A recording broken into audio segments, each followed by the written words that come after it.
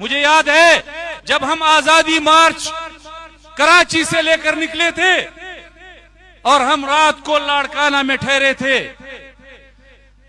सुबह जुम्मे का दिन था, हम रात को बहुत लेट लाड़काना पहुंचे थे।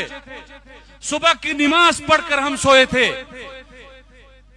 सुबह तकरीबन 11 बजे अल्लामा राशिद महमूद सोमरो साहब मेरे पास आए और मुझे कहा कि मैं तो नींद नहीं कर सका।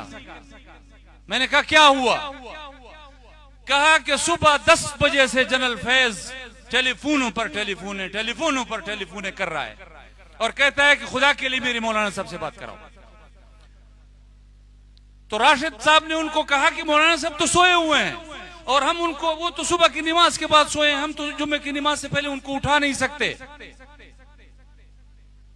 आप यकीन करें, जब हमने मौलाना साहब को जुम्मे की नमाज के लिए उठाया कि वो तैयार हों जुम्मे के लिए, तो हमने साथ में ये बताया कि जी 10 कालें आ चुकी हैं जनरल फैज की। उस वक्त ISI के सरबराह थे। मौलाना साहब ने के हाथ का इशारा भी मुझे याद है, इस तरह की यूं यूं।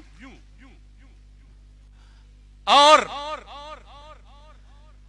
जब दोबारा कॉल आई तो राशिद साहब ने उसको स्पीकर पे डाला हुआ था और जनरल फैज के वो अल्फाज मुझे याद हैं, जमीयत उलमा इस्लाम के कारकुनों, मैं आपके फख्र के लिए ये बात रिकॉर्ड पर ला रहा हूं कि आपका सीना फख्र से चौड़ा हो। जनरल फैज ने कहा कि जी मौलाना साहब, उन्होंने कहा जी वो तो जुम्मे की नमाज के लिए चले गए हैं।